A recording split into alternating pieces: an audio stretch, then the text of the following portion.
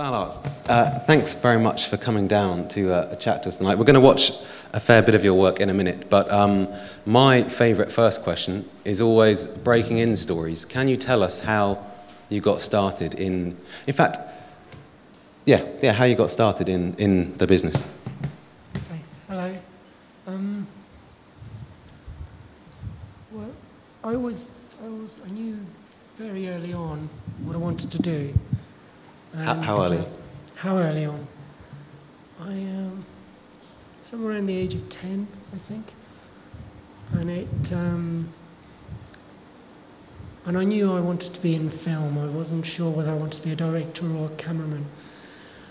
But my grandfather was a photographer, and I kind of got into photography in my early teens. And I think I kind of, not knowing the line between director or cinematographer, I think I knew I wanted to be a cinematographer, but I thought it was the director.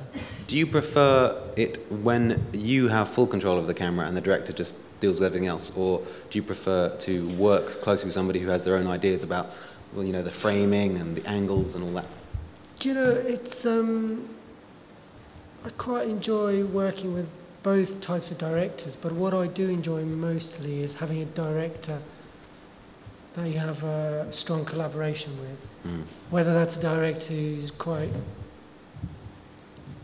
anal about composition or the camera work, or it's a director who prefers to work with the actors, I don't mind. I think what I really prefer is having a really one-on-one collaboration with a director and really getting inside what you're trying to do. As a cinematographer, it's all about problem solving on the day, whether you're trying to light a certain shot or it's problem solving, whether it's mathematical problems or physical problems, it's problem solving. And actually having done maths and physics is giving me a certain logical frame of mind to be able to do those problems. And I've done projects that I really didn't like the script, but once I met the director and the producer, I really liked them as creative people, and I did the project because I really thought I could enjoy working with them and make something interesting out of a project that didn't look interesting from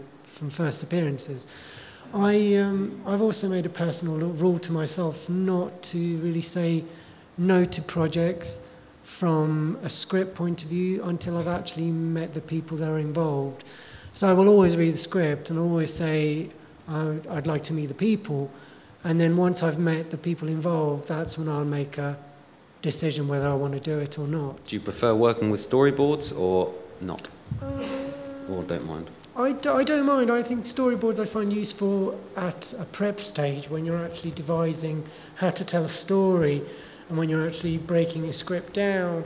But when you're on set, I think storyboards become a bit of a handicap. I think it's a really useful tool to talk to a director and find out what they're actually thinking about or how they're actually seeing the story being told.